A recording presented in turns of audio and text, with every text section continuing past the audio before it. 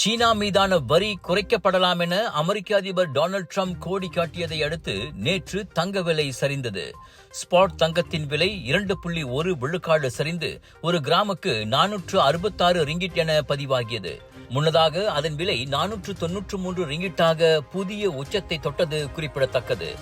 அமெரிக்க தங்கத்தின் விலையும் 2.9 விழுக்காடு சரிவு கண்டது. அமெரிக்கா சீனா இடையிலான வர்த்தக பதற்றம் தணியும் என்ற ரீதியில் ட்ரம்ப் பேசியிருப்பதும், மத்திய ரிசர்வ் வங்கி தலைவர் ஜெரோம் பாவலை பணியிலிருந்து நீக்க மாட்டேன் என அவர் உறுதியளித்திருப்பதும் சந்தையில் நிலவி வந்த கவலையை சற்று குறைக்க உதவியுள்ளது. இதனால் பாதுகாப்பான முதலீடாக கருதப்படும் தங்கம் மீதான ஈர்ப்பு குறைந்தது. முதலீட்டாளர்களுக்கும் பங்குச்சந்தை முதலீட்டு மீதான நம்பிக்கை அதிகரித்துள்ளது. இதுவே தங்க விலை சரிய காரணமாகும். உலகின் இரு பெரும் பொருளாதார வல்லரசுகளான அமெரிக்காவும் சீனாவும் தங்களுக்கிடையிலான மோதலை முடிவுக்கு கொண்டு வந்தால் தங்க விலை மேலும் குறையும் என எதிர்பார்க்கப்படுகிறது.